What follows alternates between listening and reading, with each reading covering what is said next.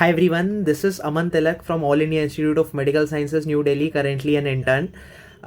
दोस्तों कल ही नोटिफिकेशन आ चुका था कि नीट की जो डेट है that is 7th of May 2023, लेकिन इट टुक मी 1 डे जिससे मैं अच्छे से प्लान कर सकूं ये वीडियो का कंटेंट एंड आप सबके सामने केवल क्रिस्प फैक्ट्स, कैलकुलेशंस और इम्पॉर्टेंट चीज़ें रख सकूं.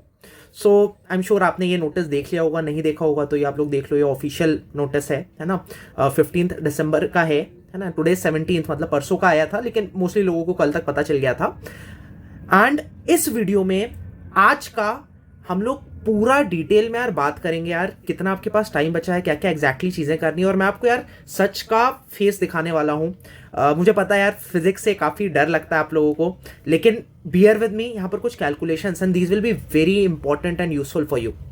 देखो, आज आप बैठे हो टुडे 17th ऑफ दिसंबर जब ये वीडियो अपलोड हो रहा है. हो सकता है आप 20 दिसंबर को देख रहे हो सकता है आप क्रिसमस में देख रहे हो, है ना. आपके पास total number of days that are remaining are 140. ठीक है, अगर आप 10 दिन बाद देख रहे हो तो 130 रह गए, है ना. अब ये 140 डेज जो आपके पास रिमेनिंग है, इनमें आपको टोटल 97 चैप्टर्स हैं. फिजिक्स, केमिस्ट्री, बायो तीनों मिला तो 97 चैप्टर्स ये कर रहे हैं. देखो, सिंपल सा कैलकुलेशन आप लोग को दिमाग में लग रहा होगा कि यार मेरे पास है तो डिवाइड कर दिया 140 बाई 97, आपके पास 1.44 डे आ रहा है, मतलब 1.5 दिन पर चैप्टर. तो आपको लग रहा है ठीक है भाई, अगर लेट से कोई भी इवन सबसे मुश्किल चैप्टर रोटेशनल मैकेनिक्स लेट से क्लास 11th का फिजिक्स का, तो भी आपको लगता है 1.5 दिन, मतलब पूरा 1.5 डे, मेरे पास 36 आवर्स हैं ये खत्म करने के लिए चैप्टर. तो आपको लगता है आप रिलैक्स हो जाते हो, लेकिन यहां पर आप गलती करते हो क्योंकि 140 डेज एक्चुअली में बचे ही नहीं. बहुत ध्यान से समझना मैं जो आगे समझाने वाला हूं. This can B one of the most important video जो आप नीट प्रिपरेशन पे यूट्यूब पे देख रहे होंगे. आपने बहुत सारे वीडियोस देखे होंगे. Please hear me out very very carefully. देखो, आपके पास 140 दिन है. इसमें पहले तो यार लास्ट के 40 दिन जो है, this is something which I have learned even from my PG की प्रिपरेशन, कि you are not reading for your preparation, you are reading to revise again and again. यार आपने अगर ट्रूमैन का एक चैप्टर पढ़ लिया फॉर एग्जांपल बायो का, है ना, उसमें एनसीईआरटी की भी चीजें कवर हो जाएंगी, लेकिन आप उसको कभी रिवाइज ही नहीं कर पाओगे. और रिवाइज नहीं कर पाओगे तो आप ऑप्शंस में कंफ्यूज होगे, टाइम वेस्ट होगा. अगर ऑप्शन पे आप पहुंच भी जाते हो तब भी आपको रिकलेक्ट करने में समय लग जाएगा और आपका वो क्वेश्चन मिस हो जाएगा, मार्क्स मिस हो जाएगा, आपके कंप्यूटर्स आपसे एज ले जाएंगे. तो आई एम श्योर इसलिए एनसीईआरटी वो एक कंसाइज्ड रिसोर्स है जिसको कि आप बार बार पढ़ के उसे रिवाइज कर सकते हो. ठीक है, तो देखो इन 140 दिन में आप लास्ट के 40 दिन रिवीजन के लिए छोड़ दो.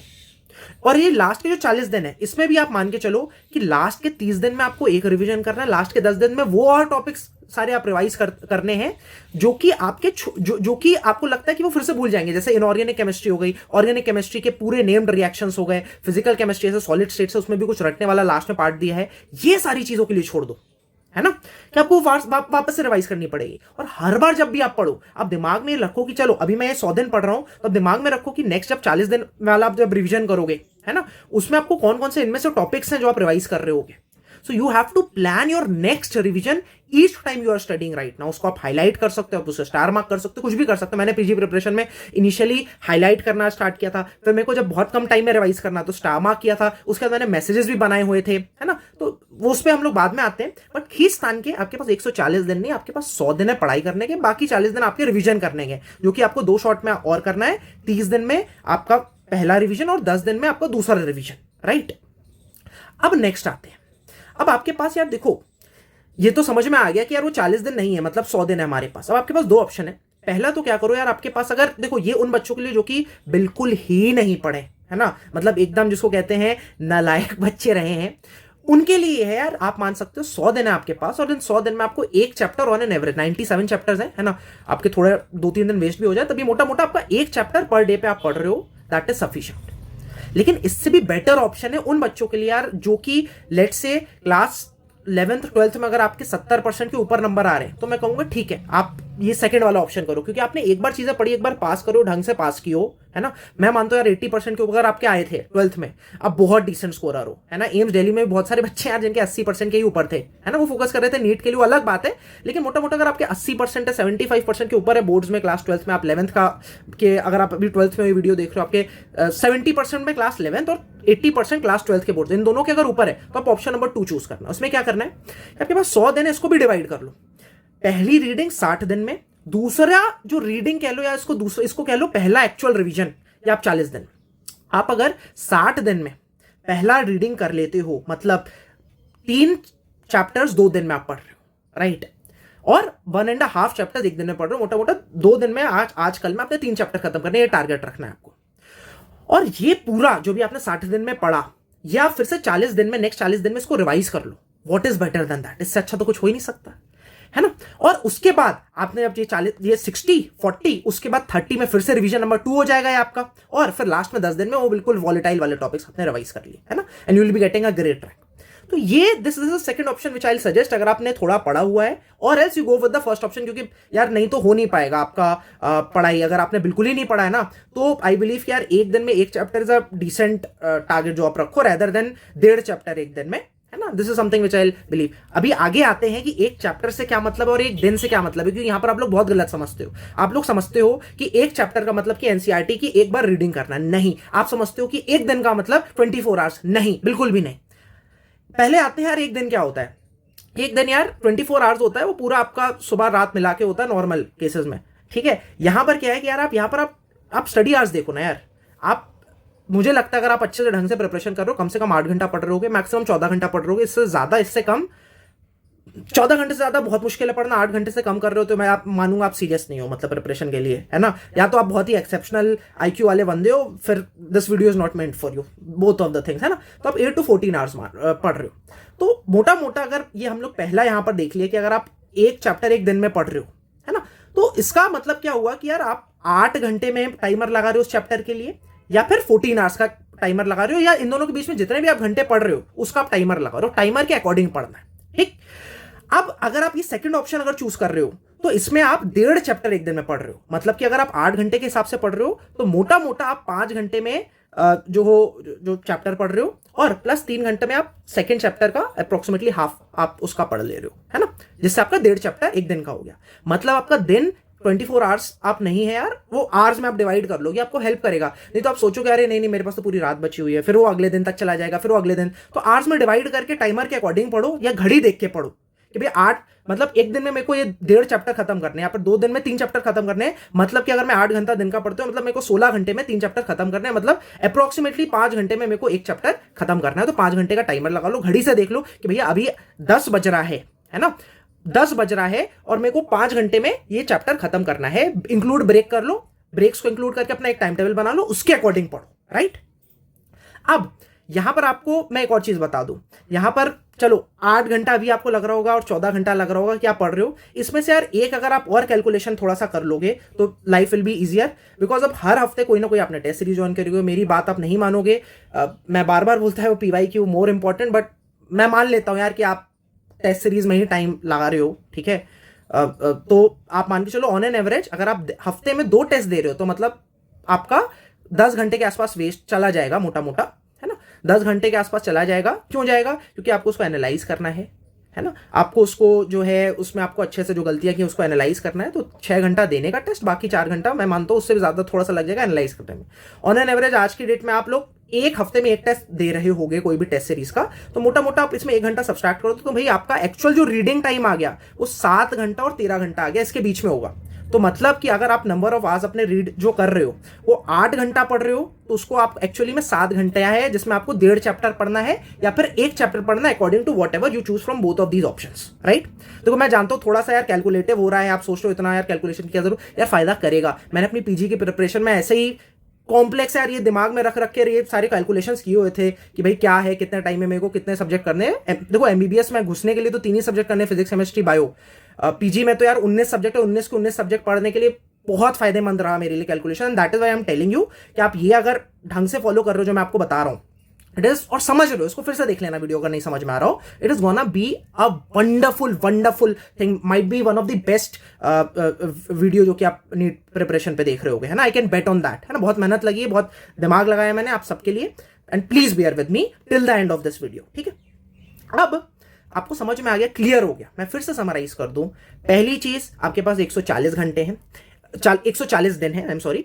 इस 140 दिन में आप 40 दिन हटा दो, जिसमें आपको 30 दिन का रिवीजन देना है और 10 दिन का, लास्ट के 10 दिन का फिर से रिवाइज करना है, ठीक है। दूसरी चीज आप समझ गए, हर बार आप जब पढ़ रहे हो उसमें आपको नेक्स्ट बार जब रिवाइज करोगे उसके लिए कंटेंट पहले से हाईलाइट कर लेना, स्टार मार्क करना, जो करना है कर लो। जो आपके पास ये 140 दिन में जो दूसरा बाइफर्केशन है, जो 100 दिन का बाइफर्केशन है, उसमें आप बेटर है उसको 2 में बाइफर्केट कर दो। एक 60 दिन जो कि आपकी रीडिंग 1 हो जाएगी, और 40 दिन जो कि आपकी रीडिंग नंबर 2 हो जाएगी। ठीक, आपको समझ में आ गया? मैंने बताया जो दिन है 60 दिन 40 दिन, मैं बोल रहा हूं एक दिन का मतलब क्या है, डिपेंड करता है आप कितने घंटे पढ़ रहे हो। मुझे लगता है आप 8 से 14 घंटा पढ़ रहे हो, और अगर आप इसमें ये एक फैक्टर कंसीडर कर लो जो आप मॉक टेस्ट आप दे रहे हो हर हफ्ते, तो मोटा मोटा आप 7 से 13 घंटा आप मोटा मोटा पढ़ रहे हो दिन का। और इसमें आपको जो है, जो मैंने आपको पीछे आपको कैलकुलेट करा दिया, 1.5 चैप्टर पर डे के हिसाब से आपको पढ़ना है। तो मोटा मोटा आपको जो लगता है मुझे 4 से 6 घंटे में एक चैप्टर पढ़ना है, राइट? एंड इट इज ये आपको समझ में आता है कि हाँ भाई, this is stressful, this is difficult, या this is something which is difficult. ऐसे इतना भी आसान नहीं है, बिल्कुल मतलब फाड़ के पढ़ना पड़ेगा, ऐसा नहीं है कि बहुत आसान होने वाला है ना? नेक्स्ट हम लोग बढ़ते हैं एक चैप्टर से क्या मतलब है, बहुत ध्यान से समझना। एक चैप्टर का केवल ये मतलब नहीं है कि आप एनसीईआरटी रीड कर ले रहे हो। आप एनसीईआरटी रीड करोगे उसमें तो 2 घंटा लग जाएगा, 2.5 घंटा लग जाएगा। उसके बाद आपको क्या करना है, उसको रिवाइज करना है। आपने जब अभी रीड किया तो उसे हाईलाइट करते जा रहे हो। अगर आपके ऑलरेडी हाईलाइटेड है तो हाईलाइटेड आपने रीड किया, इसके बाद आप इसको रिवाइज कर रहे हो। रिवीजन का मतलब है कि जो आपने हाईलाइट किया हुआ है या फिर मार्क किया हुआ है उसको आप देख रहे हो, रिविजन कर रहे हो। री मतलब फिर से, विजन मतलब फिर से देख रहे हो। इसके बाद आप क्या करो, तीसरी चीज लोग नहीं करते, वो सोचते बस हो गया चैप्टर। यहां पर आप करो एक्टिव रिकॉल। एक्टिव रिकॉल का मतलब क्या हुआ, आपने, ये मैं करता होता था और अभी पीजी की प्रिपरेशन में मैंने किया, ये बहुत बहुत इंपॉर्टेंट होता है। आप पेज देखो, ठीक है, लेफ्ट वाला पेज एनसीईआरटी का देखो, उसमें ऊपर टॉपिक, नीचे टॉपिक देखो, 2-3 टॉपिक है। टॉपिक देखो, आंख बंद करो, अब सोचो कि उस टॉपिक में क्या क्या चीजें, क्या क्या चीजें, क्या क्या पॉइंट्स लिखे हुए हैं, आंख में बंद करो, वो सोच लिया आपने, फिर एकदम से स्पीड में वापस से हाईलाइटेड पॉइंट्स देख लो। उसके बाद नीचे नेक्स्ट टॉपिक पर बढ़ो, आंख बंद करो, सोचो कि क्या क्या इसमें पॉइंट्स हैं, सारा एक दिमाग में, जैसे आप याद किया करते थे ना, सोचते थे एग्जाम में जब लिखने के लिए अपने बोर्ड्स एग्जाम में कि आंसर आपको इसमें इसका आंसर क्या होता है, तो उस तरीके से आपको यार आंख बंद करके रिकॉल करना है, इसको कहते हैं एक्टिव रिकॉल। अब नेक्स्ट चीज which can be the game changer, and most of the people don't do it. And आप सोच रहे हो कि ये वीडियो इतने सारे लोग देख रहे हैं तो ये लोग भी करेंगे, भाई नहीं करते लोग, सुनेंगे छोड़ देंगे। Focus on PYQ and PYQ topics. ये स्पेशली मैं बोलूंगा यार, फिजिक्स में आपको बहुत डिफिकल्टी होती है। देखो बायो तो बहुत इजी से यार 2 बुक्स हैं वो कर भी लोगे, लेकिन फिजिक्स में आपको डिफिकल्टी होती है, बहुत डिफिकल्टी होती है। क्या करो, सिंपल, आप पहले क्या करो यार, 45 क्वेश्चंस हैं प्रीवियस ईयर, कोई भी उठाओ, उसके आपने सॉल्व किए, उसमें जितने गलत हो रहे हैं, जो सही हो रहे हैं उसमें देख लेना, तो तुक्के लगाया ना है उसको मत मानना आंसर, वो भी गलती का सामान है, क्योंकि आपको उससे सीखना है। जो टॉपिक जो गलत हो रहे हैं उसको टॉपिक्स नोट करो और उस टॉपिक को पढ़ डालो अच्छे से। इससे क्या होगा ना कि देखो, as such previous year paper question may not be repeated, but वो टॉपिक 110% रिपीट होंगे। इस साल भी हुए थे, पिछले साल भी हो गए। अरे खुद सोचो यार, आपने अगर प्रीवियस ईयर के टॉपिक्स कर डाले, आप सोचो यार, आप 45 क्वेश्चन है और आपने यार पिछले 10 साल के अगर क्वेश्चन कर डाले, और स्टार्टिंग में 5 साल के, आप 2017 से 2022 के ट्राई कर लो पहले, तो 45 इंटू 5, अब मैं 5 पेपर्स ले रहा हूं, ठीक है, और थोड़े से यार वो उड़ीसा में भी हुआ था कोविड की वजह से भी, आपको और पेपर मिल जाएंगे। मोटा मोटा आपके पास 300 क्वेश्चंस आपने किए केवल फिजिक्स के, लेकिन आपने 300 नए टॉपिक्स पढ़ लिए इसके साथ। अगर इसमें आपको बिल्कुल क्लियर नहीं है, या फिर आपके अगर क्वेश्चन गलत हो, इन 300 में से मैं कहता हूं आपके 150 क्वेश्चन गलत हो गए, 200 क्वेश्चन गलत हो गए, तो ये 200 नए टॉपिक्स आपने अच्छे से कर लिए। This is gonna help you a lot. इसमें से टॉपिक 110% रिपीट होने वाले हैं, so please do this. Next, question bank is optional. आपके पास टाइम बचता है तो करो, नहीं बचता है तो मत करो, लेकिन ये चीजें करनी ही करनी है। रीड, रिवाइज, एक्टिव रिकॉल, और प्रीवियस ईयर टॉपिक जो क्वेश्चन है ना उस पर फोकस करके आपको पढ़ना है ना?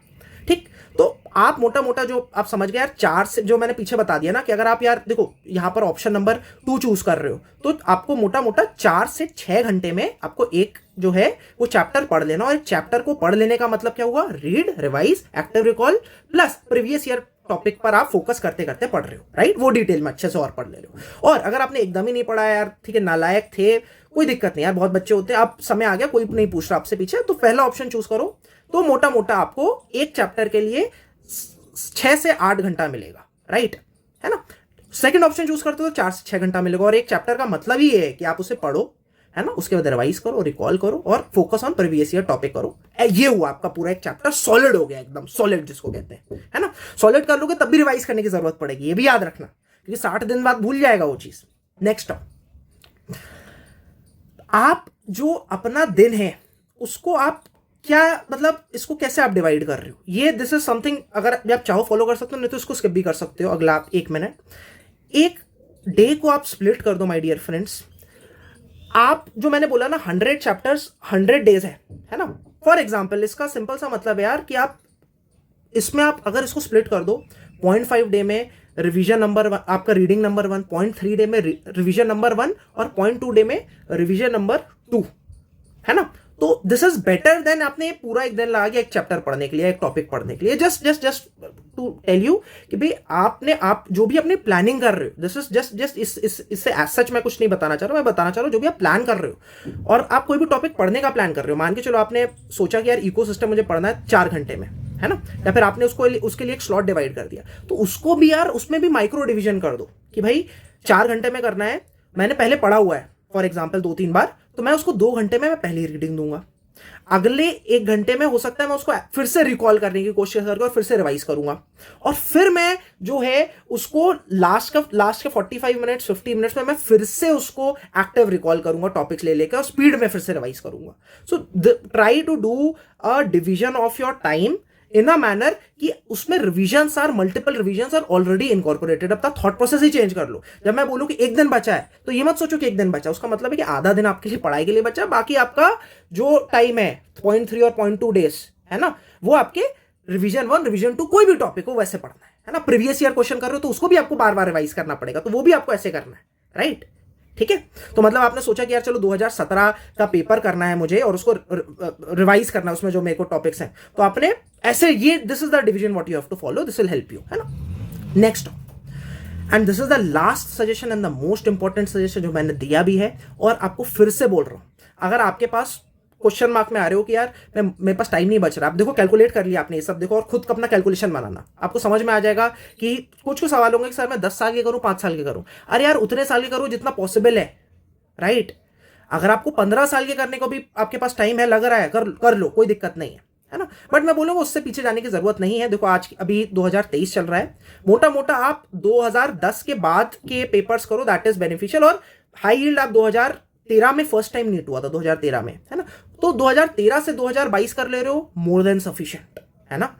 2010 तक आप जा सकते हो, आपके पास और टाइम हो, 2017 तक जा सकते हो, आपके पास बहुत कम टाइम है और बहुत ही कम टाइम बच रहा है, ये आपको कैलकुलेट करना है। मैंने ऊपर आपको इतना सब कैलकुलेशन इसलिए समझाया जिससे आप फिजिक्स के फियर से, कैलकुलेशन के फियर से दूर जाके आप एक्चुअली ये कैलकुलेशन अपने लिए बनाओगे कितना टाइम बचा आपके लिए, और उसके अकॉर्डिंग आपको खुद आंसर्स मिल जाएंगे कि क्या मैं ये वाला चैप्टर कर सकता हूं, ये वाला टॉपिक कर सकता हूं, स्किप कर दो, कम इससे कोई सर प्रीवियस ईयर क्वेश्चन नहीं आया हुआ है छोड़ दूं, भाई ये खुद बता लोगे आपने प्रीवियस ईयर का पेपर का एनालिसिस कर लिया जो मैंने आपको ऊपर बताया जब आप चैप्टर पढ़ रहे हो, ठीक है, और आपने देख लिया कि आपके पास कितना टाइम बचा है, एक दिन में कितना पढ़ रहे हो, तो आप अकॉर्डिंगली कर लोगे कि भाई कि ये चीज छोड़ सकते हो नहीं छोड़ सकते हो। आप खुद सोचो, एक फिजिक्स में एक टॉपिक छोड़ रहे हो वर्सेस बायो में टॉपिक छोड़ रहे हो। फिजिक्स में ये दोनों को आपको अगर ऑप्शन है, फिजिक्स का छोड़ दो, मुश्किल भी है, क्वेश्चन आ भी जाएगा, हो सकता है ना कर सको। बायो का आपने किया, आसान है, 360 मार्क्स का एज कंपेयर टू फिजिक्स का 180 मार्क्स के। चैप्टर्स तो ऑलमोस्ट सेम ही है ना यार, नंबर, है ना। जहां आपके फिजिक्स में 30 अप्रोक्सीमेटली चैप्टर है, बायो में 38 चैप्टर है। एक बायो के चैप्टर पढ़ने में 2 घंटा 3 घंटा 4 घंटा लगता है, फिजिक्स का एक चैप्टर करने में मिनिमम 15 घंटा लगता है। उसको ढंग से और कर लोगे तो आप मान लो 25-30 घंटा लग जाएगा, राइट। तो ये सारी चीजें अब आपको खुद सोचनी है। मैंने आपको आज, मेरा ये नहीं कि मैं आपको स्पून फीड कर दूं, मैं आपको काबिल बना रहा हूं जिससे आप खुद अपने आप से खाना परोसो और खाना खाओ, राइट, एंड आप खुद अपने आप डिसाइड कर सको। तो this is the last thing, मैं फिर से बोलता हूँ, आपके दिमाग में यही, जैसे मैंने फिजिक्स और बायो का आपको समझाया, एक डिलेमा अगर आपके आया, या मैं ऑल इंडिया टेस्ट सीरीज मैंने ज्वाइन की हुई है, एलन की, आकाश की, फिजिक्स वाला की, बहुत सारे टेस्ट सीरीज है, कहीं के भी टेस्ट सीरीज आपने ज्वाइन की है, कोई मतलब नहीं। दूसरा, प्रीवियस ईयर क्वेश्चन मेरा छूट रहा है, प्रीवियस ईयर क्वेश्चन चूज करो, क्योंकि उसका रिपीट होने का चांसेस बहुत बहुत बहुत ज्यादा है। वो टॉपिक तो 100% रिपीट होगा, क्वेश्चन भी रिपीट हो सकता है, प्लीज अंडरस्टैंड दिस, ठीक। जब एग्जामिनर पेपर सेट करता हो, पता है क्या करता है वो, एक तो एनसीईआरटी खोल लेता है अपने सामने, प्लस क्या कर लेता है ना, अगर वही एग्जामिनर जो पिछले साल भी टॉपिक वो क्वेश्चन बनाया था, तो ऑटोमेटिकली वही चीजें चूज करेगा जो उसने जो उसका जो एनसीईआरटी में उसने देख लिया होगा कि भाई कि ये वाला टॉपिक उसके जो स्ट्रॉन्ग है वही टॉपिक से बनाएगा ना, उसी जगह से वापस से बनाएगा प्रीवियस ईयर क्वेश्चन। इसलिए वो खोल लेगा, सोचेगा कि यार ये एग्जैक्ट क्वेश्चन नहीं रिपीट करना, इससे आजू बाजू मिलता हुआ क्वेश्चन बना सकता हूं, राइट। तो ये आपको you have to understand the examiner mindset. Most important suggestion, previous year question specially physics में क्वेश्चन लगा लो, पहले सारे लगाते चले जाओ, 2022, 21, 20 ऐसे चलते चले जाओ। उनके जो टॉपिक्स हैं उसको डिटेल में पढ़ लो। ये आप अगर कर ले रहे हो, आपके मार्क्स बहुत बूस्ट होने वाले हैं, trust me on this. Chemistry bio में भी ये चीज करना, बट उसमें तो मैं बोलूंगा पूरा पढ़ लो, बायो तो पूरी ही पढ़नी है, राइट। केमिस्ट्री भी पढ़नी है अच्छे से, है ना। उसमें फिजिकल केमिस्ट्री में आप ये वाला स्ट्रैटेजी यूज कर सकते हो, लेकिन फिजिक्स में तो स्पेशली फिजिक्स में पीवाईक्यू पहले कर लो, उसके टॉपिक्स कर लो, that will be much more beneficial to you. Wish you all the very best my dear friends. फोड़ के आना है नीट, है ना। आपने पीछे वाला मेरा पिछला वाला वीडियो देखा होगा, हम लोग ये सोच रहे थे 29 मई को अर्लीस्ट होगा नीट, लेकिन देखो 7 मई डेट आ गई, मेरे वीडियो के बनाने के 2 दिन बाद ही आई नहीं डेट, है ना। उससे पहले सजेशंस दिए गए थे 29 में और उसके बाद की डेट्स थी, एंड दैट इज वाई जो भी आप प्लानिंग कर रहे हो उसमें एक स्कोप ऑफ एरर रखा करो। This is another suggestion which I am giving to you lastly, कि भाई अगर आपको लग रहा है कि भाई आपने अपना 7 दिन का शेड्यूल बनाया तो उसमें 1 दिन बफर डे रख लो यार प्लीज, क्योंकि नो वन इज परफेक्ट। ऐसा मुश्किल ही होगा कि आपने 5 घंटे का टाइम वो लगाया है, टॉपिक का टारगेट लिया और वो आप 3 घंटे में कर रहे हो। ऐसा जरूर होगा कि 5 घंटे का आपका 6 घंटा, 7 घंटा, 8 घंटे में हो रहा है, बल्कि 10 घंटा भी लग रहा है, और वो हो सकता है वो टाइम दिन वेस्ट हो जाए, आपकी तबीयत खराब हो जाए, बहुत सारी चीजें हो सकती है। So please in your planning, मैं आपको ये समझा रहा हूं कि आपको प्लान कैसे करना है अपना टाइम, आपका टाइम टेबल, आपको कैसे पढ़ना है, क्या नहीं पढ़ना है, मैं सब आपको सिखा रहा हूं इस वीडियो में। And that is why I say this can be the most important video जो आप आज तक देख रहे होगे। अपने फ्रेंड्स में प्लीज शेयर कर देना, this will be very helpful for them as well. ये मत सोचो कि उनको शेयर कर दोगे तो कंपटीशन बढ़ जाएगा। हम एक हेल्दी कंपटीशन रहेगा आपके फ्रेंड में, अच्छी बात है, उससे आप और पढ़ोगे, और आपका कंपटीशन आपके फ्रेंड के साथ थी, आपका कंपटीशन ऑल ओवर इंडिया में बच्चे बैठे वाले से हैं, और आप अगर एज ले रहे हो उनसे, कैसे एज ले रहे हो, ये चीजें करके। आप सोचोगे वीडियो तो इतने सारे लोगों ने देख लिया तो वो भी कर लेंगे, नहीं करेंगे, लोग सुनेंगे भूल जाएंगे, बहुत सारे बच्चे यहां तक भी नहीं आए होंगे। तो you are a winner, you are a fighter, and you will fight for NEET 2023. Wish you all the very best, my warriors. Bye bye.